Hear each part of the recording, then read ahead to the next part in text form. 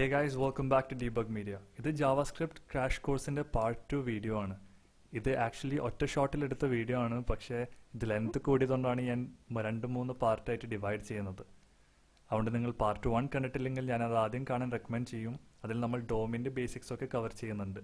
അപ്പോൾ അത് കണ്ടിന്യൂഷൻ നിങ്ങൾക്ക് ഇതിൽ വന്നാൽ കുറച്ചുകൂടി എളുപ്പമായിരിക്കും കണ്ടിന്യൂ ചെയ്യാൻ. ഇനി നമുക്ക് ഈ കോഴ്സിലേക്ക് കടക്കാം. അതിനു മുമ്പ് നിങ്ങൾ സബ്സ്ക്രൈബ് ചെയ്തിട്ടില്ലെങ്കിൽ മറക്കാതെ സബ്സ്ക്രൈബും ലൈക്കും ചെയ്യുക. Thank you. ഇനി അടുത്തതിലേക്ക് കടക്കുന്ന മുമ്പ് ഞാൻ പറഞ്ഞു നമ്മൾ ES6ഉം ES5ന്റെ കുറച്ച് സിന്റാക്സ് നോക്കുന്നതായിരിക്കും. അപ്പോൾ അതിലത്തെ ES6ൽ പെടുന്ന ലെറ്റും കോൺസ്റ്റും എന്താണെന്ന് നോക്കാം. അതും ഈ വേരിയബിൾ ഡിക്ലെയർ ചെയ്യാൻ ഉപയോഗിക്കുന്ന ഒരു കീവേഡാണ്. പണ്ടൊക്കെ var ആണ് ഉപയോഗിച്ചത്. അത് വളരെ പഴയ കീവേഡാണ് var എന്ന് പറയുന്നത്. ഇപ്പം നമ്മൾ var തീരെ ഉപയോഗിക്കാറില്ല. ഇപ്പം ലെറ്റും അല്ലെങ്കിൽ കോൺസ്റ്റ് ആണ് ഉപയോഗിക്കാറ്. അതിന്റെ പ്രത്യേകത എന്താ വെച്ചാൽ നമുക്ക് ഓരോ കീവേഡ് റീയൂസ് ചെയ്യാൻ പറ്റും, പിന്നെ അതിനെ കോൺസ്റ്റന്റ് ആയിട്ട് നിർത്താനും പറ്റും. അതായത് ഇപ്പം നമ്മൾ var a എഴുതുന്നത് അത് ഗ്ലോബൽ സ്കോപ്പ് ആണ്. അപ്പം എന്ത് വേരിയബിളും var ഇട്ട് വിളിച്ചാൽ അത് ഗ്ലോബൽ സ്കോപ്പ് ആയിട്ടാണ് കൂട്ടുക. അത് ഏതിനുള്ളിലും ആക്സസ് ചെയ്യാൻ പറ്റും, ഏത് ഫംഗ്ഷനും ഏത് ഇഫ് കണ്ടീഷനുള്ളിലും ആക്സസ് ചെയ്യാൻ പറ്റും. പക്ഷെ നമ്മളത് ലെറ്റോ കോൺസ്റ്റ് ഉപയോഗിച്ച് വിളിച്ചാൽ അത് ആ ഫംഗ്ഷന്റെ അല്ലെങ്കിൽ ആ ബ്ലോക്കിന്റെ ഉള്ളിലാണ് ആക്സസ് ചെയ്യാൻ പറ്റുള്ളൂ. അതുകൊണ്ടാണ് ലെറ്റും കോൺസ്റ്റും ബ്ലോക്ക് സ്കോപ്പ് എന്ന് പറയുന്നത്, var ഗ്ലോബൽ സ്കോപ്പ് എന്ന് പറയുന്നത്. അത് ഞാൻ ഡീറ്റെയിൽ ആയിട്ട് കോഡിൽ കാണിച്ചിരുന്നതായിരിക്കും നമ്മൾ ഇഫ് കണ്ടീഷനൊക്കെ പഠിച്ചതിന് ശേഷം. പിന്നെ നമുക്ക് ലെറ്റും കോൺസ്റ്റിന്റെ വ്യത്യാസം എങ്ങനെയെന്ന് പ്രോഗ്രാമാറ്റിക്കലി നോക്കാം. അപ്പോൾ അതിനെ നമ്മൾ ഫസ്റ്റ് ലെറ്റ് a = 5 എന്നിടാം. പിന്നെ വേരിയബിൾ എപ്പോഴും നമ്മൾ ലെറ്ററിലാണ് തുടങ്ങേണ്ടത്. ഒന്നെങ്കിൽ ലെറ്റർ ഇടാം, അല്ലെങ്കിൽ അതിന് മുമ്പ് അണ്ടർസ്കോർ ഇടാം, അല്ലെങ്കിൽ $സൈൻ ഇടാം. അല്ലാതെ ഒരിക്കലും നമ്പറിൽ തുടങ്ങരുത്, അത് വാലിഡ് ആവില്ല, അത് എറർ കാണിക്കും. അപ്പോൾ അതുകൊണ്ട് എപ്പോഴും നമ്മൾ ഒന്നെങ്കിൽ സ്മോൾ ലെറ്റർ, ക്യാപ്സ്, അണ്ടർസ്കോർ അല്ലെങ്കിൽ $, ഇതിലൊക്കെ തുടങ്ങാൻ പറ്റുന്നതാണ് ഒരു വേരിയബിൾ. അല്ലാതെ ഒരിക്കലും നമ്മൾ നമ്പറിൽ തുടങ്ങരുത്. പിന്നെ നിങ്ങൾക്ക് ഇവിടെ തന്നെ ദ അണ്ടർസ്കോർ ടെംപ്ലേറ്റ് എന്നോ അങ്ങനെ എന്തെങ്കിലുമൊക്കെ പറഞ്ഞിട്ട് നമുക്കൊരു വലിയ വേർഡാക്കിയിട്ട് തന്നെ കൊണ്ടുപോകാൻ പറ്റുന്നതാണ്. അപ്പോൾ ഇനി നമ്മളിവിടെ ഫസ്റ്റ് a ഇടും. ജസ്റ്റ് ഒരു എക്സാമ്പിളിന് ഇത് കൺസോൾ ചെയ്ത് കഴിഞ്ഞാൽ a കൺസോൾ ചെയ്താൽ നമുക്കിവിടെ 5 കിട്ടും. ഇത് ഞാൻ ഈ സൈഡിലിടും, അപ്പോൾ നമുക്ക് കുറച്ചുകൂടി എളുപ്പമായിരിക്കും കാണാൻ. എന്നിട്ട് ഈ ടെസ്റ്റ് നമുക്ക് റിമൂവ് ചെയ്യാം, കാരണം ഇനി ഇതിൻ്റെ ആവശ്യമില്ല. ഓക്കെ, ഇപ്പം നമുക്കിവിടെ 5 കിട്ടി. ഇനിയിപ്പോൾ ഈ a തന്നെ ഞാനിവിടെ = 6 ഇട്ട് കഴിഞ്ഞാൽ അതിൻ്റെ വാല്യൂ മാറുന്നതാണ്, കാരണം അതിനെ നമ്മൾ പിന്നെ റീയൂസ് ചെയ്തു. അപ്പോൾ ഇവിടെ 6 ആയിട്ട് കിട്ടി. ഇതിപ്പോൾ a = 10 ഇട്ട് കഴിഞ്ഞാൽ അതിൻ്റെ വാല്യൂ പിന്നെയും ചേഞ്ച് ആവും, അപ്പോൾ അത് 10 ആയി മാറും.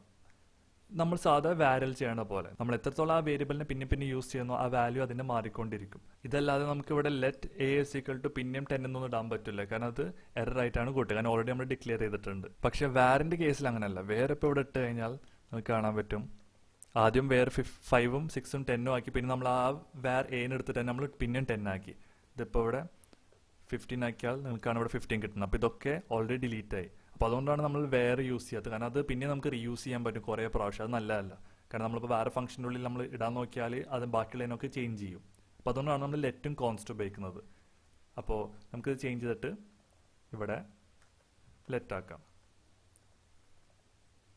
എന്നിട്ട് ഇപ്പോൾ ഇവിടെ ചെയ്താൽ ഇത് എറർ കിട്ടും, കാരണം നമ്മൾ ഓൾറെഡി ഡിക്ലെയർ ചെയ്തിട്ടുണ്ട്. അതുകൊണ്ടാണ് ഇപ്പോൾ എറർ കിട്ടുന്നത്. ഇനിയിപ്പോൾ നമ്മളിവിടെ എന്റെ വാല്യൂ പിന്നെ മാറ്റിയ പോലെ നമുക്ക് ഇനി ഇവിടെ കോൺസ്റ്റ് ഇട്ട് നോക്കാം. Const b = 10 എന്നിടുന്നു. ഇതിപ്പോൾ ഇട്ട് കഴിഞ്ഞിട്ട് ഇതിൻ്റെ വാല്യൂ ഞാൻ b ഇട്ടു, 10 കിട്ടി.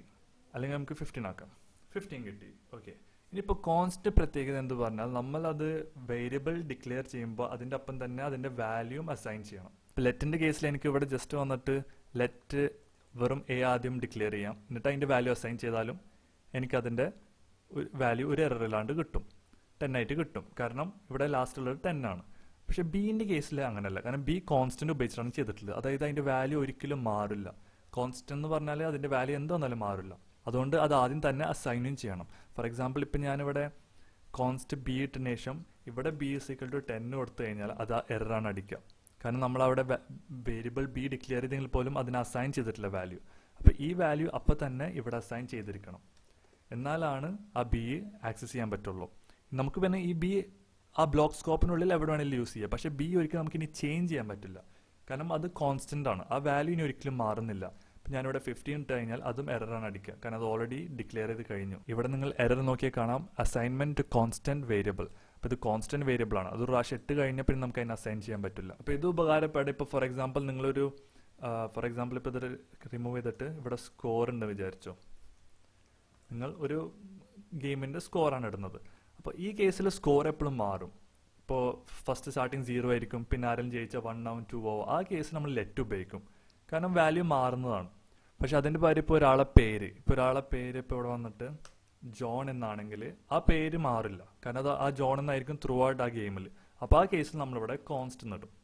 അപ്പോൾ നമുക്ക് വാല്യൂ മാറില്ല എന്ന് ഉറപ്പാണെങ്കിൽ മാത്രമാണ് നമ്മൾ കോൺസ്റ്റ് നിടുള്ളൂ, അല്ലെങ്കിൽ നമ്മൾ ലെറ്റാണ് ഉപയോഗിക്കുക. ഇത് പിന്നെ ഇവിടെ ജസ്റ്റ് സ്കോർ ആക്കിയതിന് ശേഷം റിഫ്രഷ് ചെയ്താൽ നമുക്ക് ഇവിടെ ജോൺ എന്ന് കിട്ടും. ഇനി നമുക്ക് ഡാറ്റ ടൈപ്സ് എന്താണെന്ന് നോക്കാം. അപ്പോൾ അതിനായി ഫസ്റ്റ് ഇതൊക്കെ ഞാൻ റിമൂവ് ചെയ്തിട്ട് ഇവിടെ ഡാറ്റ ടൈപ്സ് എന്ന് കമന്റ് ഇടാം.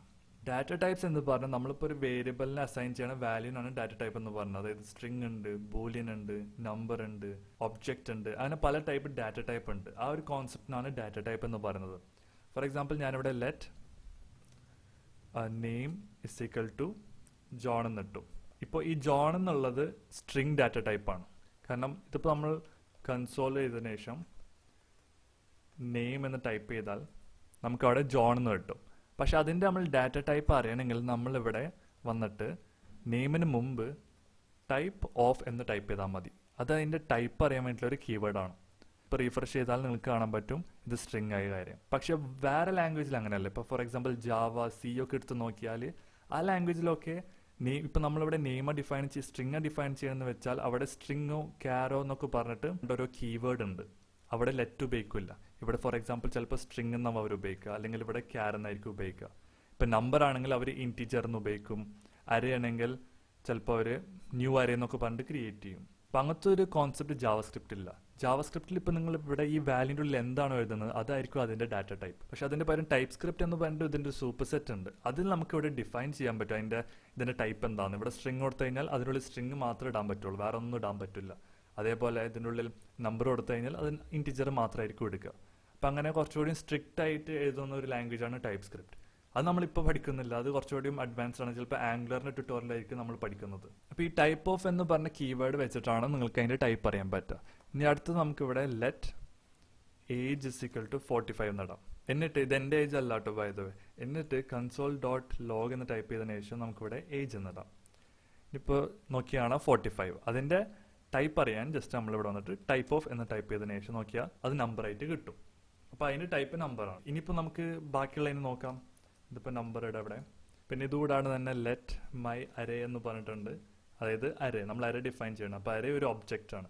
അപ്പോൾ ഈ കേസിൽ ഇപ്പോൾ ഇവിടെ വന്നിട്ട് മൈ അരേ ഇട്ടെന്ന് കഴിഞ്ഞാൽ കാണാൻ പറ്റും ഇതൊരു ഒബ്ജക്റ്റ് ആയിട്ട് കിട്ടുന്നത്. പിന്നെ ഇതുകൂടാതെ മൈ സ്ട്രിങ് അങ്ങനെ എന്തെങ്കിലും പറഞ്ഞിട്ട് നമുക്ക് ഇസ് ഈക്വൽ ടു നൾ എന്ന് കൊടുത്താൽ ഇതൊരു ഡാറ്റ ടൈപ്പാണ്. അപ്പോൾ അതായത് ഇതിൻ്റെ അർത്ഥത്തിൽ ഇത് എം ടി ആണെന്നാണ്, ഇതിലൊരു വാല്യൂ ഇല്ല.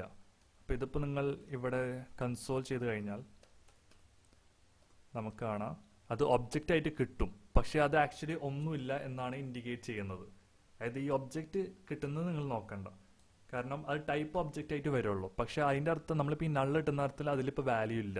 ഫോർ എക്സാമ്പിൾ ഇപ്പം ഞാൻ എന്തെങ്കിലും ഡിഫൈൻ ചെയ്യണം, ലെറ്റ് സ്കോർ ഫിസിക്കലിൻ്റെ നള്ള് കൊടുക്കണം. അപ്പോൾ ഈ നള്ള് കൊടുത്തു കഴിഞ്ഞാൽ അതിൻ്റെ അടുത്ത് നമ്മൾ പറഞ്ഞു ഇപ്പം അതിന് വാല്യൂ ഇല്ല, എനിക്ക് കൊടുക്കാനില്ല value.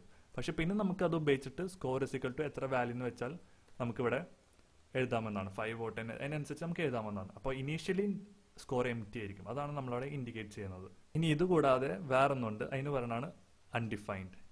Let error is equal to error just ഒരു വേരിയബിൾ നെയിമാണ്. വേരിയബിൾ നെയിം നമുക്ക് എന്തും കൊടുക്കാൻ നിങ്ങൾക്ക് അറിയണമല്ലോ.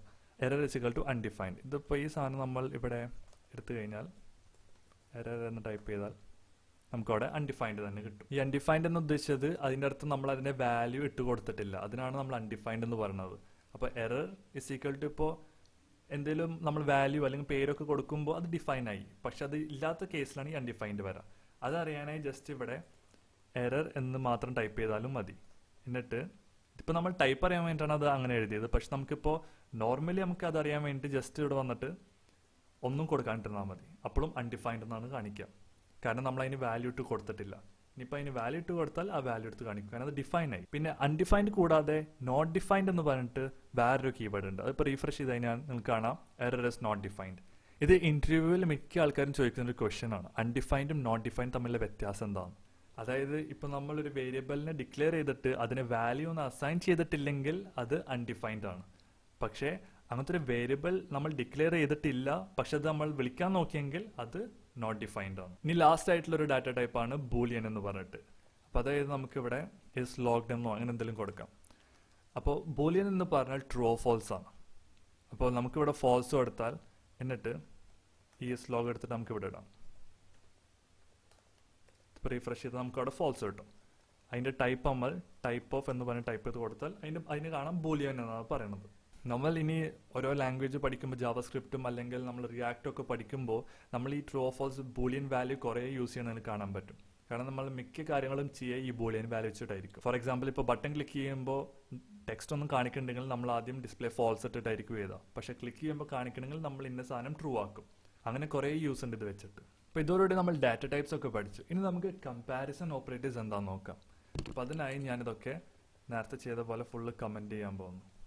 കമൻറ്റ് ചെയ്യാൻ ഷോർട്ട് കട്ടാണ് കൺട്രോളും സ്ലാഷും. ഈ കമ്പാരിസൺ ഓപ്പറേറ്റേഴ്സ് എന്ന് പറഞ്ഞാൽ നമ്മൾ ചെക്ക് ചെയ്യാൻ വേണ്ടിയിട്ട് ഉപയോഗിക്കുന്ന ഒരു ഓപ്പറേറ്ററാണ്. അത് നമ്മൾ ഏറ്റവും കൂടുതൽ യൂസ് ചെയ്യുന്നത് ഇഫ് കണ്ടീഷൻ എഴുതുന്ന ടൈമിലായിരിക്കും. പക്ഷെ ഇപ്പോൾ നിങ്ങൾക്ക് ഞാൻ ഇഫ് കണ്ടീഷൻ ഇല്ലാണ്ട് കാണിച്ചു തരാം. എന്നിട്ട് നമ്മൾ ഇഫ് കണ്ടീഷൻ പഠിച്ചതിന് ശേഷം അതിൽ നമുക്കിത് ഇംപ്ലിമെൻറ്റ് ചെയ്യാം.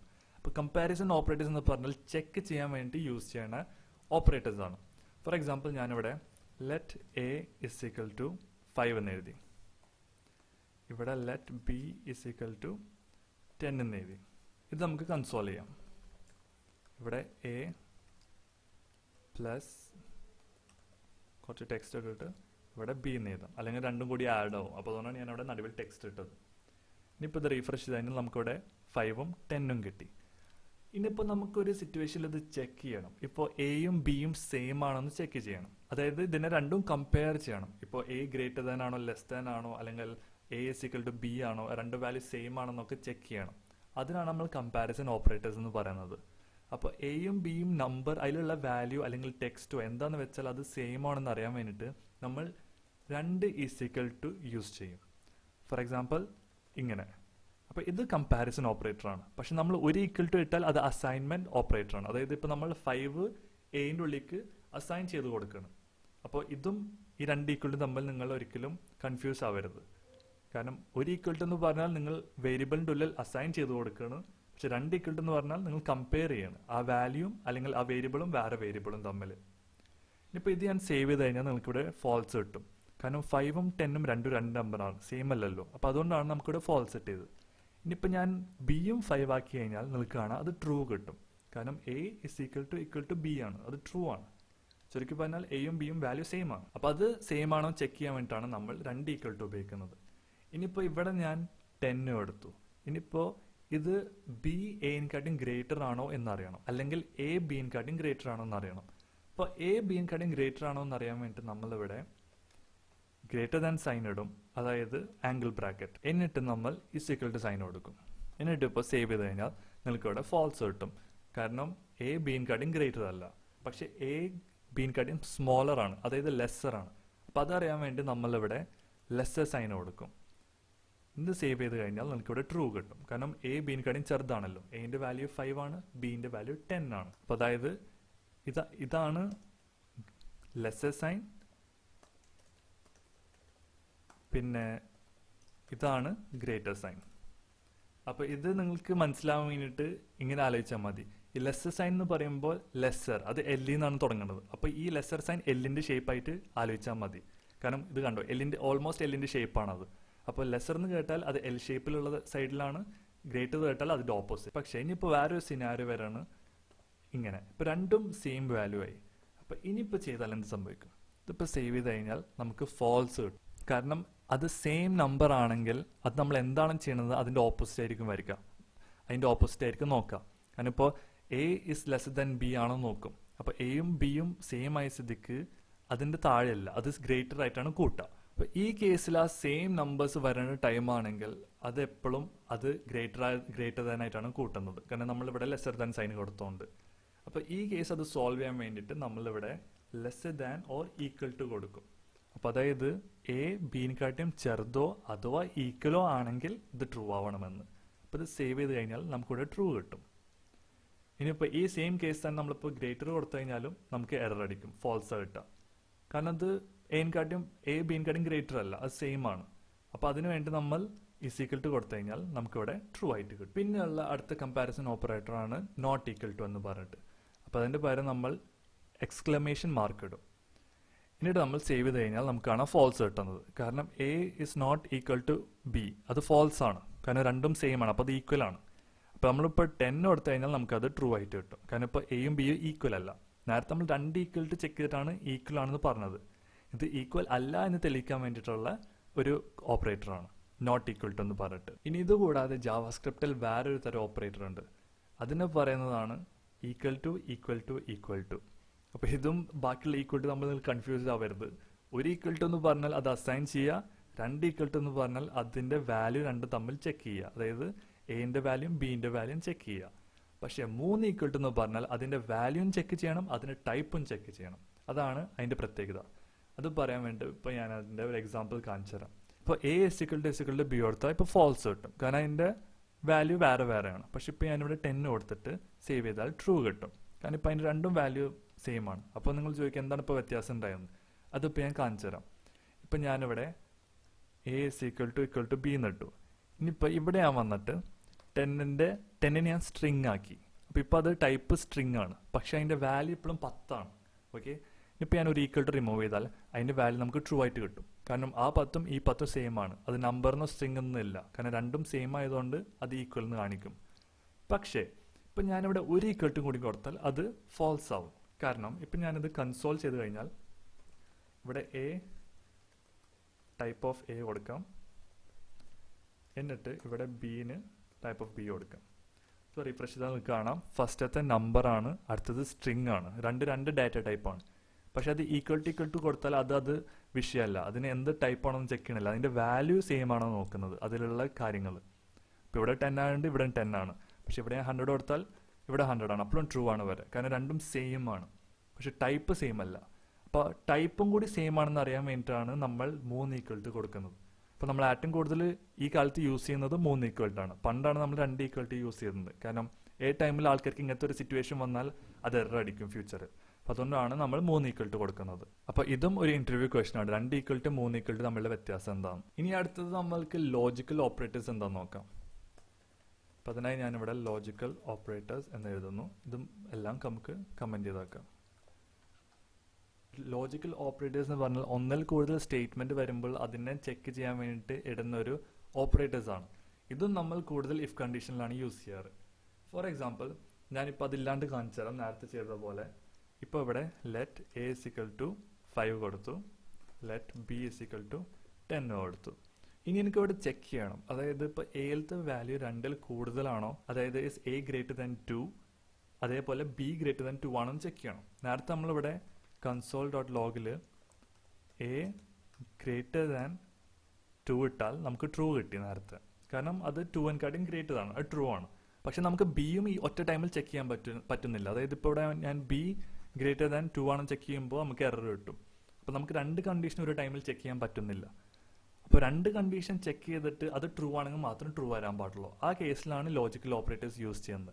അപ്പോൾ ഇത് 2 ചെക്ക് ചെയ്യാൻ വേണ്ടിയിട്ട് നമ്മൾ ജസ്റ്റ് ഇതിൻ്റെ നടുവിൽ 2 ആൻഡ് എന്നിടും. ഇതിപ്പോൾ ട്രൂ ആണെങ്കിൽ ഇത് രണ്ടും ട്രൂ ആണെങ്കിലാണ് നമുക്ക് ട്രൂ കിട്ടുള്ളൂ. ഏതെങ്കിലും ഒരെണ്ണം ഫോൾസ് ആയാലും അത് ഫോൾസ് ആയിട്ടാണ് കിട്ടുക. ഇതിപ്പോൾ സേവ് ചെയ്ത് കഴിഞ്ഞാൽ നമുക്ക് ട്രൂ കിട്ടും, കാരണം എന്റെ വാല്യൂ 2ൽ കൂടുതലാണ്, ബിന്റെ വാല്യൂ 2ലും കൂടുതലാണ്. അപ്പോൾ അതുകൊണ്ട് നമുക്ക് ട്രൂ കിട്ടി.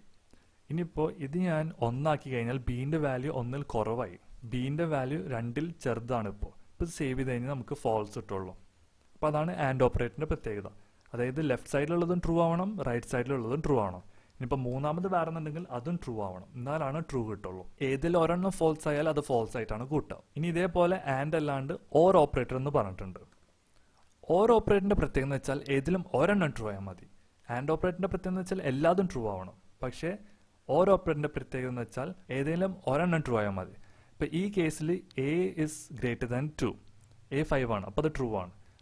ബി ഇസ് ഗ്രേറ്റർ ദാൻ 2, അത് ട്രൂ അല്ല, കാരണം ബിന്റെ വാല്യൂ 1 ആണ്. അപ്പോൾ അത് ശരിക്കും ഫോൾസ് ആണ് വരാൻ ആൻഡ് ഓപ്പറേറ്റർ ഉപയോഗിച്ചിരുന്നെങ്കിൽ. പക്ഷെ ഇപ്പോൾ നമ്മൾ ഓർ ഉപയോഗിച്ചുകൊണ്ട് ഇതിപ്പോൾ സേവ് ചെയ്ത് കഴിഞ്ഞാൽ നമുക്കത് ട്രൂ ആയിട്ടാണ് കിട്ടുക, കാരണം ഏതെങ്കിലും ഒരു വാല്യൂ ട്രൂ ആയാൽ മതി ഓറിന്റെ കേസിൽ. പിന്നെ ഉള്ളതാണ് നോട്ട് എന്ന് പറഞ്ഞിട്ട്. അത് വളരെ സിമ്പിൾ ആയിട്ടുള്ള ഒരു ഓപ്പറേറ്റർ ആണ്, നല്ല ഉപകാരപ്പെടുന്നതാണ്. ഫോർ എക്സാമ്പിൾ ഞാനിവിടെ let value equal to false എന്ന് കൊടുത്തു. ഇനിയിപ്പോൾ ഇവിടെ ഞാൻ നോട്ടിനായി എക്സ്ക്ലമേഷൻ മാർക്ക് ഇടും, നമ്മൾ നോട്ട് ഈക്വൽ ടു നേരത്തെ ചെയ്ത പോലെ. എന്നിട്ട് അവിടെ വാല്യൂവിൻ്റെ പേരിടും. അപ്പോൾ ഇതിപ്പോൾ സേവ് ചെയ്താൽ നമുക്ക് ട്രൂ കിട്ടും, കാരണം നോട്ട് വാല്യൂ എന്ന് പറഞ്ഞത് വാല്യൂ എന്താണോ അതിൻ്റെ ഓപ്പോസിറ്റ് ആണ്. ഇതിപ്പോൾ ഞാനിവിടെ ട്രൂ കൊടുത്തു കഴിഞ്ഞാൽ ആ വാല്യൂ എന്താണോ അതിന്റെ ഓപ്പോസിറ്റ് കിട്ടും, അതായത് ഫോൾസ് കിട്ടും. അപ്പോൾ ആ നോട്ട് വാല്യൂ അതാണ് അതിന് ഉദ്ദേശിക്കുന്നത്. അപ്പോൾ അതിലൂടെ നമ്മളെ ലോജിക്കൽ ഓപ്പറേറ്റേഴ്സ് കഴിഞ്ഞു. ഇനി നമ്മൾ അടുത്ത് പഠിക്കാൻ പോകുന്നതാണ് കണ്ടീഷണൽ ഓപ്പറേറ്റേഴ്സ്. കണ്ടീഷണൽ അല്ലെങ്കിൽ ടെർണറി ഓപ്പറേറ്റേഴ്സ്, ഇത് രണ്ടിലാണ് ഇത് അറിയപ്പെടുന്നത്. അപ്പോൾ ഇതും നല്ല ഉപകാരപ്പെടുന്ന ഒരു ഓപ്പറേറ്ററാണ്. അപ്പോൾ ഇത് കാണിച്ചു തരാൻ വേണ്ടി ഫോർ എക്സാമ്പിൾ ഞാനിവിടെ let X is equal to 5 എന്നിടാണ്. എന്നിട്ട് ഇവിടെ വേറൊരു വേരിയബിൾ ഇടാം, ലെറ്റ് വൈ എന്ന് പറഞ്ഞിട്ടൊരു വേരിയബിൾ ഇടാം.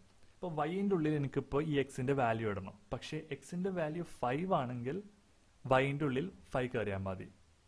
അതായത് ഇവിടെ ചുരുക്കി പറഞ്ഞാൽ ഇവിടെ ഇസ് ഈക്വൽ ടു എക്സ്, അതായത് ഇപ്പോൾ എക്സിൻ്റെ വാല്യൂ 5ലാണ്. ഇപ്പോൾ കൺസോൾ ഡോട്ട് ലോഗ് ചെയ്താൽ നമുക്ക് കാണാൻ പറ്റും വൈൻ്റെ ഉള്ളിൽ 5 ഉള്ളത്, കാരണം എക്സിൻ്റെ വാല്യൂ ആണ് ഇപ്പോൾ വൈയിലുള്ളത്. അത് 5 ആണെങ്കിൽ മാത്രം. ഇപ്പോൾ വേറൊരു നമ്പർ, അതായത് 5 അല്ലെങ്കിൽ greater than or lesser than 5 ആണെങ്കിൽ ആ പുതിയ വാല്യൂ ആയിരിക്കണം വൈയിൽ പോകേണ്ടത്. ആ കേസിലാണ് നമ്മൾ കണ്ടീഷണൽ ഓപ്പറേറ്റേഴ്സ് ഉപയോഗിക്കുന്നത്. അപ്പോൾ അതിനായി നമ്മളിവിടെ Y is equal to X, X not equal to 5 ആണെങ്കിൽ ക്വസ്റ്റ്യൻ മാർക്ക് ഇടും. നമ്മൾ 10 എന്ന് പറഞ്ഞ വാല്യൂ വൈയിൽ സ്റ്റോർ ചെയ്യും.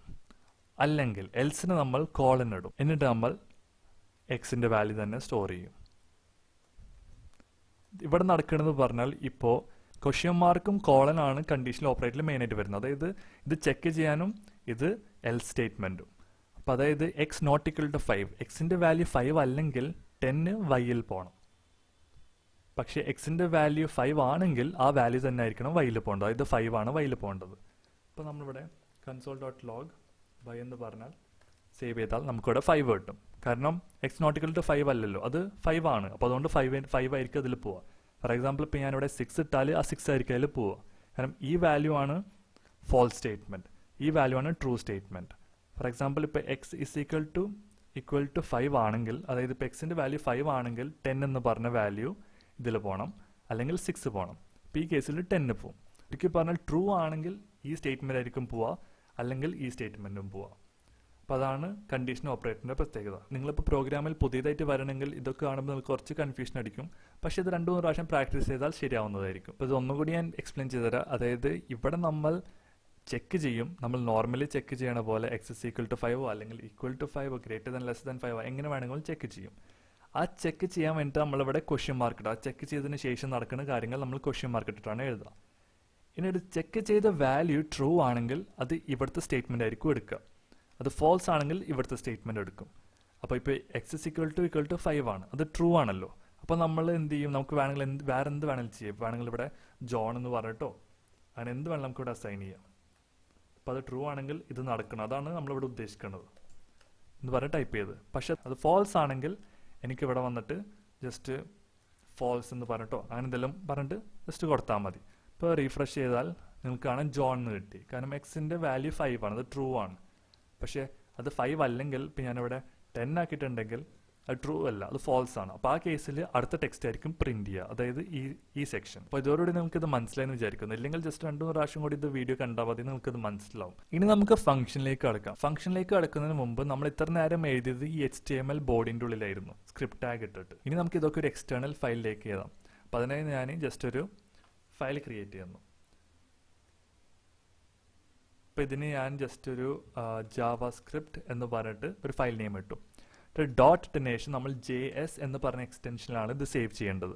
ഇതിൻ്റെ ഉള്ളിൽ നമ്മൾ എപ്പോഴും ഓൾ ഫയൽസ് എടുക്കണം. എന്നിട്ട് സേവ് ചെയ്ത് കഴിഞ്ഞാൽ നമുക്കിവിടെ JSൻ്റെ ഫയൽ കിട്ടും. ഇത് VS കോഡ് ഉപയോഗിക്കുന്നതുകൊണ്ടാണ് ഇത് കറക്റ്റായിട്ട് ഇവിടെ ജാവാസ്ക്രിപ്റ്റ് എന്നൊക്കെ കാണിക്കുന്നത്. സബ്ലൈമിൽ അത് കാണിച്ചെന്ന് വരില്ല. ഇനി ഈ ഫയൽ നമ്മൾ HTML ലിങ്ക് ചെയ്യണം. അപ്പോൾ അതിനായി നമ്മൾ ഹെഡ് ടാഗിൽ പോകണം, നമ്മൾ CSS ലിങ്ക് ചെയ്ത പോലെ. പക്ഷേ ഇത് നമ്മൾ ലിങ്ക് ചെയ്യാൻ ഉപയോഗിക്കുന്നത് സ്ക്രിപ്റ്റ് ടാഗ് വെച്ചിട്ടാണ്. സ്ക്രിപ്റ്റ് ടാഗ് എന്ന് എഴുതിയതിനു ശേഷം ഇതിൻ്റെ ഉള്ളിൽ നമ്മൾ സോഴ്സ് എന്ന് എഴുതും. എന്നിട്ട് ഇതിലായിരിക്കും നമ്മൾ ആ പാത്ത് ഡിഫൈൻ ചെയ്യുന്നത്. ഇതിപ്പോൾ javscript.js ആണ് എൻ്റെ പാത്ത്. അത് ആ ഫോൾഡറിൽ കിടക്കുന്നതുകൊണ്ട് സ്ലാഷ് ഒന്നും ഇടണ്ട. നോർമലി ഇപ്പോൾ ഒരു ഫോൾഡറിൻ്റെ ഉള്ളിലാണെങ്കിൽ നമ്മൾ ./ എന്നിടും. ഇപ്പോൾ ഒരു ഫോൾഡറിൻ്റെ പുറത്താണെങ്കിൽ നമ്മൾ 2 / എന്നിടും. ഇപ്പോൾ എൻ്റെ കേസിൽ സെയിം ഫോൾഡറാണ്, അപ്പോൾ എനിക്കൊന്നും ഇടേണ്ട ആവശ്യമില്ല. എന്നിട്ട് ഇത് സേവ് ചെയ്തിട്ട് എന്നിട്ട് ഇവിടെ വന്നിട്ട് ജസ്റ്റ് ഒന്ന് കൺസോൾ ചെയ്ത് നോക്കാം. അപ്പോൾ അതിനായി ജസ്റ്റ് എന്ന് ടൈപ്പ് ചെയ്തിട്ട് സേവ് ചെയ്ത് കഴിഞ്ഞാൽ നമുക്കവിടെ ഹേ കിട്ടും. ഇനി നമുക്ക് ഈ മൊത്തം സ്ക്രിപ്റ്റ് ടാഗ് നേരത്തെ എഴുതിയത് കമൻറ്റ് ചെയ്യാം, അല്ലെങ്കിൽ അതിൻ്റെ വാല്യൂസും ഇതിൽ വരുന്നതായിരിക്കും. ഇത് കമൻറ്റ് ചെയ്ത് കഴിഞ്ഞിട്ട് നമുക്ക് ഇതിലേക്ക് പോകാം. ഇപ്പോൾ അതിൻ്റെ ഉള്ളിൽ ഹേ മാത്രമാണ് കിട്ടുന്നത്. അപ്പോൾ നമ്മളിവിടെ എന്ത് എഴുതുന്നോ അതിവിടെ വിളിച്ചിട്ടാണ് അവിടെ വരുന്നത്, ബ്രൗസറിൽ വരുന്നത്. ഈ ട്യൂട്ടോറിയൽ ഇത്രയും മതി. ഇനി അടുത്ത ട്യൂട്ടോറിയൽ നമ്മൾ ബാക്കിയുള്ള കോൺസെപ്റ്റും കാര്യങ്ങളും പഠിക്കുന്നതാണ്.